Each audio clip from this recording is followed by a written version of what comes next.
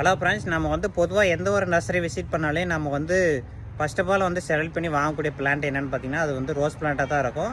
Rose plant வந்து பார்த்திங்கன்னா அந்தளவுக்கு எல்லாருக்கும் வந்து பிடிக்கும். அதனால தான் வந்து அது நிறைய பேர் லைக் பண்ணி வாங்குறாங்க.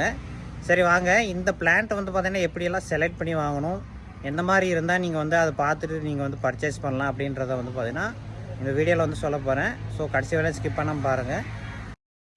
மேக்ஸிமம் நீங்கள் ரோஸ் செடி வாங்க போகிறீங்கன்னா 99% வந்து எல்லா பிளான்ட்டுமே வந்து கிராஃப்டிங் போட்ட செடியாக தான் இருக்கும்.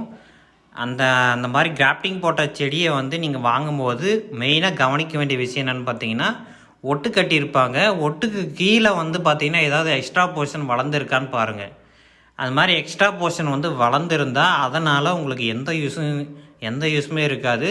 செடி பார்க்க வேணால் புஷ்ஷியாக இருக்கும், அதனால் வந்து பார்த்திங்கன்னா எந்த யூஸுமே இருக்காது. ஸோ அப்படி இருக்கக்கூடிய பிளான்ட்டை வந்து பார்த்திங்கன்னா வாங்காத அவாய்ட் பண்ணிடுங்க. அப்படியே இருந்தால் வந்து அதை கட் பண்ணி எடுத்துருங்க. அடுத்த விஷயம் என்னென்னு பார்த்தீங்கன்னா, அட்லீஸ்ட் குறைஞ்சபட்சம் ஒரு 2 பிரான்ச்சாவது அந்த ரோஸ் பிளான்ட்டில் வந்து இருக்கான்னு பார்த்துக்காங்க.